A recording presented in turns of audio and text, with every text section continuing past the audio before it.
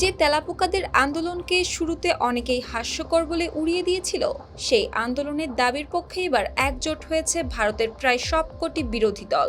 আর তাতেই নতুন করে চাপের মুখে পড়তে যাচ্ছেন প্রধানমন্ত্রী নরেন্দ্র সিং মোদি। অনেক সমালোচক বলতে শুরু করেছে, এবার হয়তো নড়তে বসেছে মোদির গদি।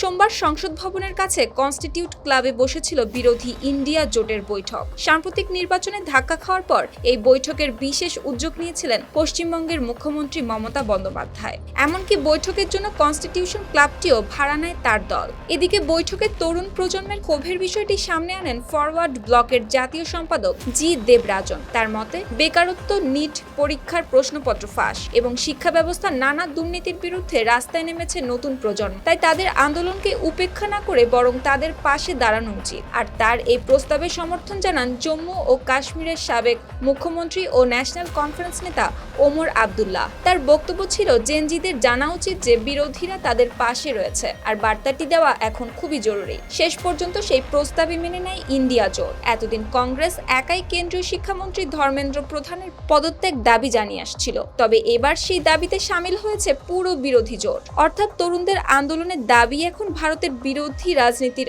অভিন্ন অবস্থানে পরিণত হয়েছে। তবে তেলাপোকাদের আন্দোলনকে ঘিরে বিতর্কও কম নয়। বিজেপির অভিযোগ, এই আন্দোলনের পেছনে পাকিস্তান ও মার্কিন ধনকুবেরদের মদত রয়েছে। কিন্তু দেবরাজন ও ওমর আবদুল্লাহর যুক্তি ভিন্ন। তাদের মতে, যখন দেশের যুব সমাজ নিজ থেকেই সরকারের বিরুদ্ধে রাস্তায় নেমেছে, তখন তাদের দাবিকে সমর্থন না করা হবে রাজনৈতিকভাবে বোকামি। এই যুক্তিতে সায় দেন রাহুল গান্ধীও। তিনি মনে করিয়ে দেন, নির্বাচন কমিশনের বিরুদ্ধে ভোট কারচুপির অভিযোগ তোলার সময় শুরুতে তিনি একা ছিলেন, পরে অন্যরাও ধীরে ধীরে সেই বিষয়টি গুরুত্ব বুঝতে শুরু করেন। এরই মধ্যে ইন্ডিয়া জোট সিদ্ধান্ত নিয়েছে, নির্বাচন প্রক্রিয়া নিয়ে নিজেদের অভিযোগ দেশের প্রধান বিচারপতির কাছে তুলে ধরা হবে। পাশাপাশি প্রতি 2 মাস অন্তর নিয়মিত বৈঠক করারও সিদ্ধান্ত নেওয়া হয়েছে।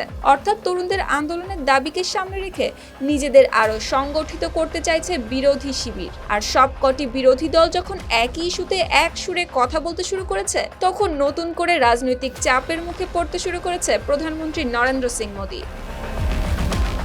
সুপ্তি রায়, RTV।